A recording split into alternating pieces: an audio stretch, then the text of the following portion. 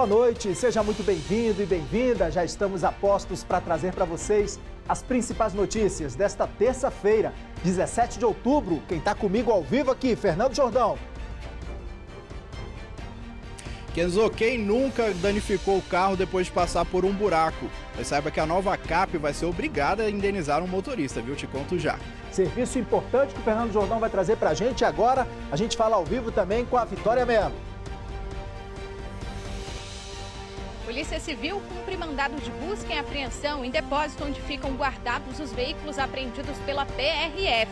Já eu conto detalhes dessa operação, Kenzo. Até já, Vitória. Aqui no nosso Mosaico do Trânsito, a gente traz para vocês informação ao vivo. Como é que tá a volta para casa nesta terça-feira? Olha só, vamos aumentar a imagem aqui do Eixão Sul. Olha como é que tá o Eixão Sul, final do Eixão Sul. Motoristas que seguem sentido Parkway, aeroporto ou até mesmo Guará encontram trânsito carregado, mas trânsito fluindo bem, tanto no sentido de quem acessa essa área para o aeroporto, também para quem vai para o começo do Eixão Sul. Pode reduzir a tela aqui para a gente mostrar a EPTG. Essa é uma imagem da EPTG na altura do CIA ali, um pouquinho antes da cidade do automóvel. Os carros não encontram pontos de retenção, fluindo bem nesta noite de terça-feira, sem registro de acidentes pela EPTG. Aqui é na altura do Guará, isso, exatamente. Já eu mostro para vocês essas outras duas câmeras que tem trânsito, inclusive, pesado na altura do Catetinho, hein? Já, porque agora a gente traz outros destaques importantes. Greve de monitores prejudica a rotina de estudantes da rede pública do DF. Crianças com deficiência não conseguem estudar. CPMI, que apura os ataques golpistas do 8 de janeiro, indicia autoridades, PMs e empresários do DF. Denúncia de suposto abuso sexual contra criança de 5 anos em uma escola do Recanto das Emas. Polícia investiga a causa da morte de uma criança de 2 anos no Paranoá. O pai é o principal suspeito. Um funcionário de banco é preso em Samambaia por integrar um grupo criminoso que aplicava golpes em empresários. Já estamos no ar.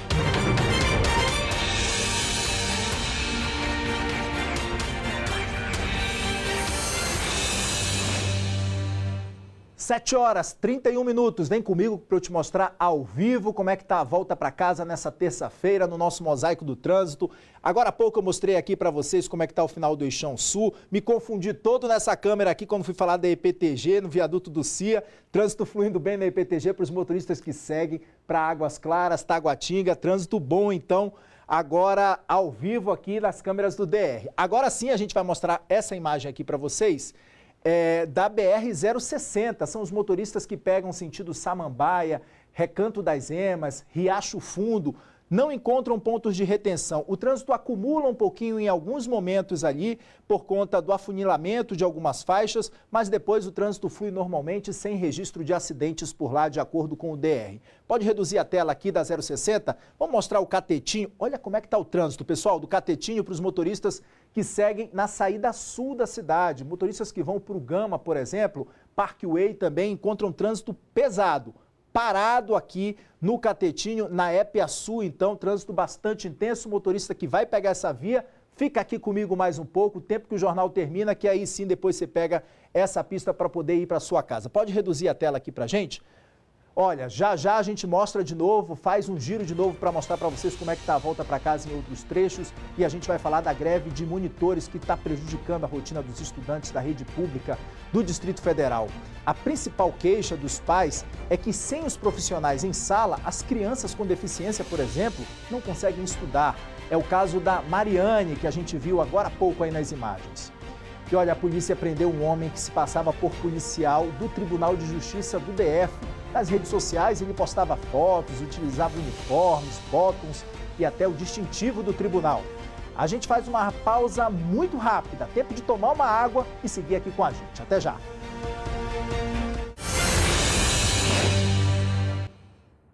7h34, bora comigo agora, direto, sem intervalo, até o fim do jornal, no Limite da Honra, trazendo para vocês muita informação. A gente vai falar que a Polícia Civil cumpriu mandados de busca e apreensão no depósito de veículos da Polícia Rodoviária Federal de Braslândia. A Vitória Melo traz para a gente as informações ao vivo dessa operação da Polícia Civil. Né, Vitória? Boa noite.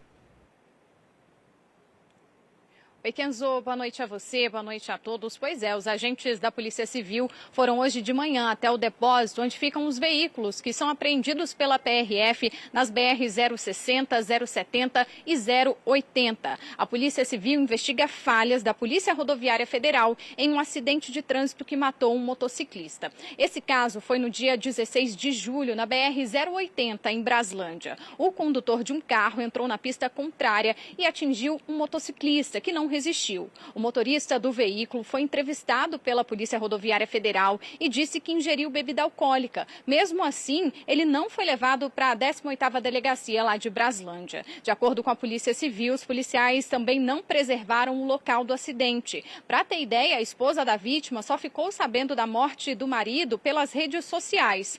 Por isso, hoje, a Polícia Civil foi até o depósito para apreender os veículos envolvidos no acidente e realizar a perícia. O processo atrapalhou, o trabalho de investigação, até porque se o motorista tivesse sido detido, no dia 16 de julho, ali no dia do acidente, ele teria sido preso em flagrante. A investigação aponta que a PRF não teria tomado as providências legais em outros 4 casos. Kenzo, nós entramos em contato com a Polícia Rodoviária Federal, que disse o seguinte, olha só, que a Polícia Civil foi comunicada, no momento do atendimento da ocorrência do dia 16 de julho e que até o momento a PRF não foi notificada sobre o processo judicial, mas que está à disposição da Justiça. Disse ainda que já adotou as medidas administrativas para a apuração das supostas irregularidades. Kenzo.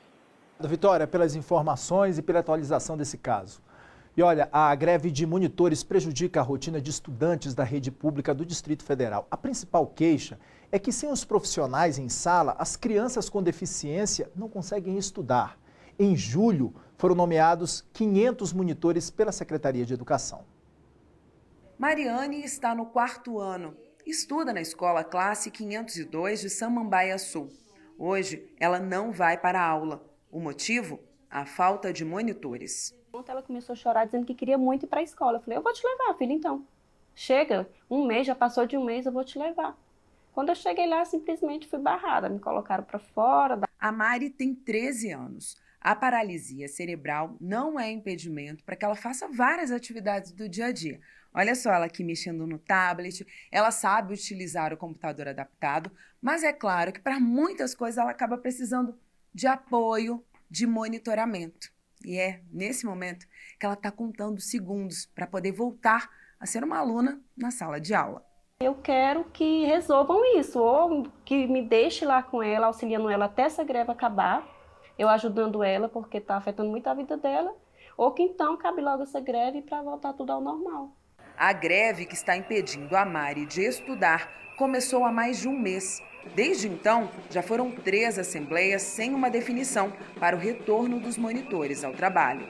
Amanhã teremos uma reunião importante e estamos aguardando que venha uma proposta e que nós possamos votar em assembleia. A torcida da Mari e da mãe dela é que tudo se resolva nesta assembleia, pois na última ida à escola, ela saiu assim, chorando.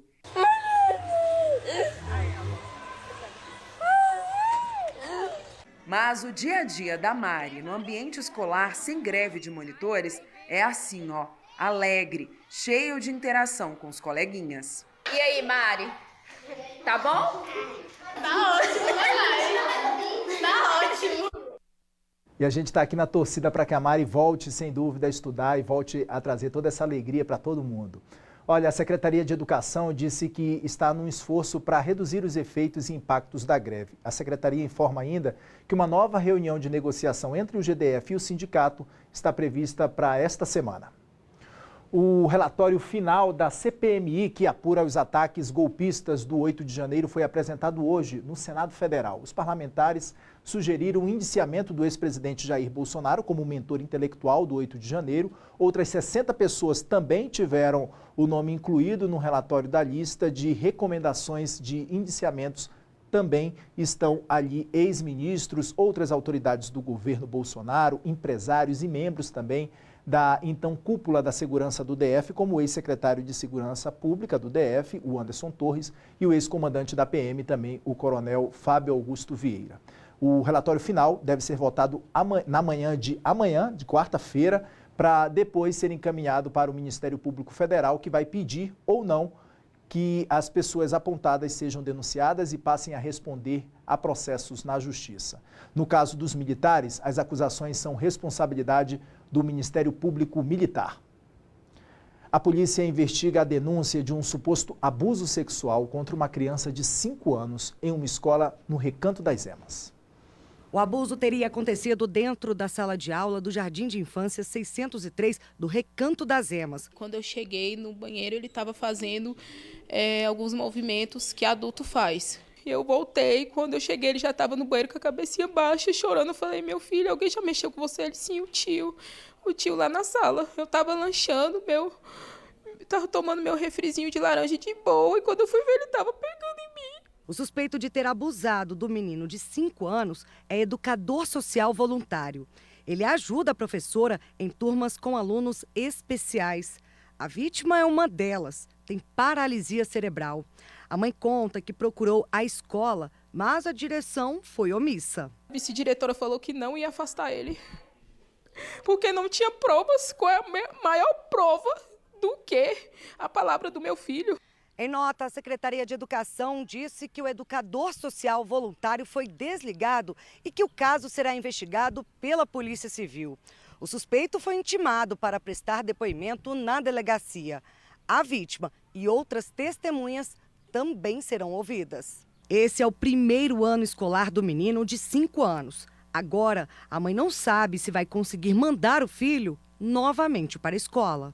Não sei nem o que fazer, porque eu acho que para a escola ele não vai. Como é que eu vou confiar de botar meu filho numa escola que a vice-diretora não quis escutar o meu filho? Também tem aquela dica de quando a criança se aproxima demais de um adulto ou se afasta demais de um adulto, repentinamente. Já pode ser um sinal de alerta de que alguma coisa não está certa. E em todos os casos, a criança relatou, procure a delegacia. Olha, um morador da Asa Sul foi surpreendido durante essa madrugada por um ladrão dentro de casa. O bandido foi preso pela PM na W3 Sul carregando uma bicicleta que ele tinha furtado dessa casa invadida. O alvo do criminoso foi essa casa da 709 Sul. O bandido entrou por volta das 3 da manhã e começou a revirar tudo. Na hora, Pedro ouviu o barulho, mas achou que era o irmão chegando. Eu cheguei aqui do lado de fora, vi que a casa estava toda revirada, dentro da sala também.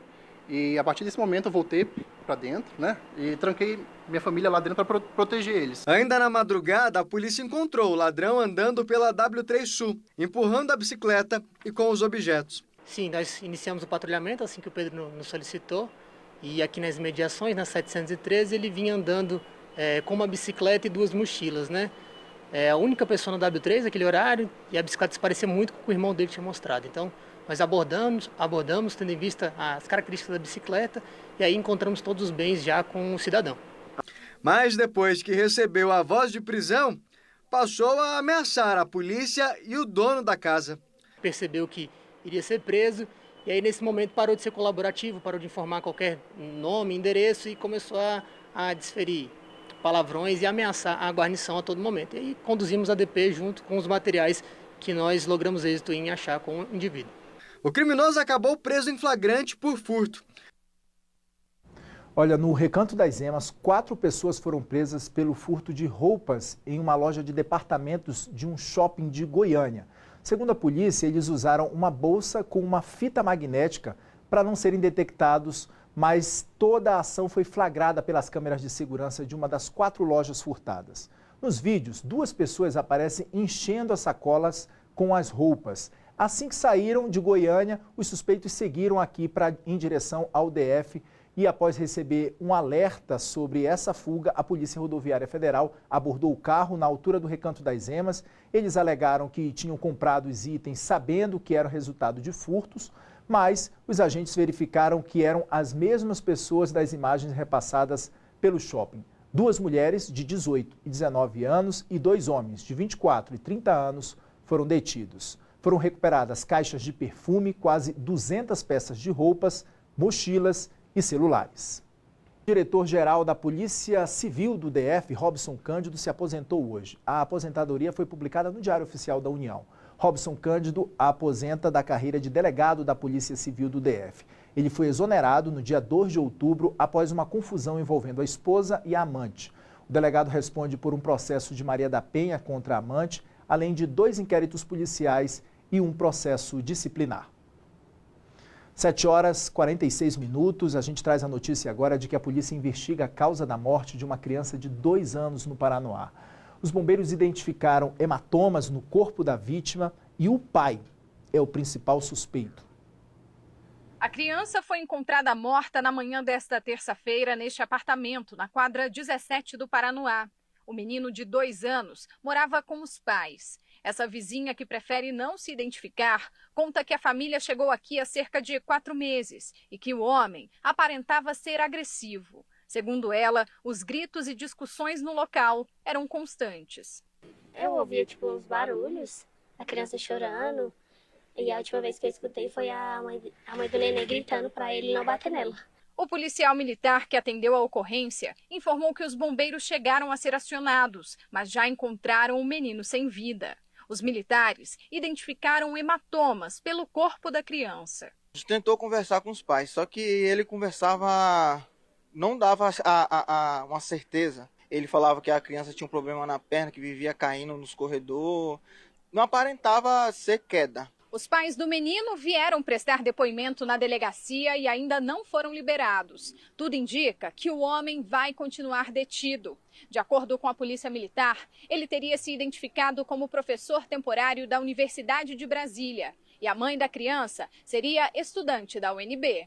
A perícia foi feita no apartamento e o corpo da criança vai passar por exames no IML. O laudo vai apontar a causa da morte. Olha, o Tribunal de Justiça do DF condenou a Nova Cap a indenizar um motorista que teve o carro danificado porque caiu num buraco na pista. O Fernando Jordão vai trazer essa informação para a gente ao vivo. Oi, Fernando, boa noite. Boa noite, Kenzo. Boa noite a você que nos acompanha em casa. Kenzo, R$ 1.700. Esse vai ser o valor da indenização por danos morais a esse motorista que apresentou fotografias, apresentou os pneus, mostrando que os danos foram provocados por um buraco que não estava sinalizado na via. O que foi julgado agora pelo TJDF foi um recurso apresentado pela Nova Cap. A Nova Cap argumentou que não dava para comprovar que esses danos tinham sido causados por uma suposta falta de manutenção na via e que tampouco era ela responsável por essa manutenção, que seria de responsabilidade da administração de Taguatinga. A terceira turma recursal do TJDF, porém, entendeu que a Nova Cap não apresentou qualquer causa que excluísse a sua responsabilidade. Foi uma decisão unânime dos magistrados dessa terceira turma, viu, Kenzo? Então, R$ 1.700 é o que o GDF vai ter que pagar a esse motorista que teve o carro danificado. A gente tentou contato com a Nova Cap, mas não obteve retorno para eles comentarem esse caso. Volto com você. Valeu, Fernando. Obrigado pelas informações. E olha, um adolescente de 14 anos foi socorrido em estado grave depois de se afogar no Lago Paranoá no fim da tarde. Ele foi resgatado a 3 metros de profundidade, próximo à Ponte das Garças, com uma parada cardiorrespiratória. Os militares fizeram reanimação cardíaca por 30 minutos e depois que os sinais vitais foram restabelecidos, ele foi levado ainda inconsciente, instável, para o hospital de base. A polícia prendeu um homem que se passava por policial do Tribunal de Justiça do DF. Nas redes sociais, ele postava fotos utilizando uniformes, botões e até o distintivo do tribunal. No apartamento do suspeito, no Noroeste, a polícia encontrou camisas, colete, boné e até um distintivo. O autor passou a ser investigado após a 5ª Delegacia ser acionada pelo Tribunal de Justiça, informando que ele estaria usando indevidamente uniformes vinculados à área de segurança do tribunal. De acordo com a polícia, o homem de 41 anos é corretor de imóveis e trabalhava com perícias judiciais para o Tribunal de Justiça do DF. Ele disse que ganhou esses uniformes, que ele utilizava para ir ao tribunal, para postar fotos em redes sociais, que inclusive nas postagens ele marcava a localização da corte. Nesta quinta-feira, os policiais da 5ª Delegacia apreenderam os uniformes usados indevidamente pelo homem, que foi autuado em flagrante por fingir ser servidor público. Por se tratar de infrações de menor potencial ofensivo, o autor foi liberado após ter se comprometido em comparecer em juízo quando for intimado.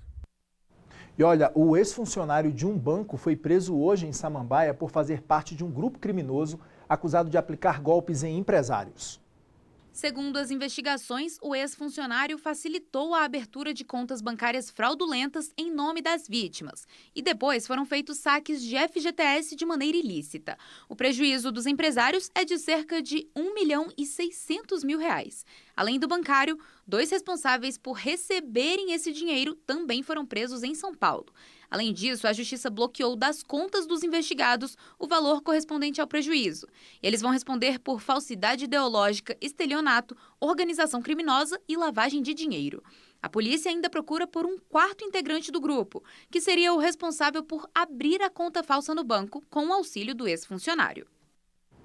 Olha, estudantes aprovados em vários concursos do GDF protestaram hoje à tarde.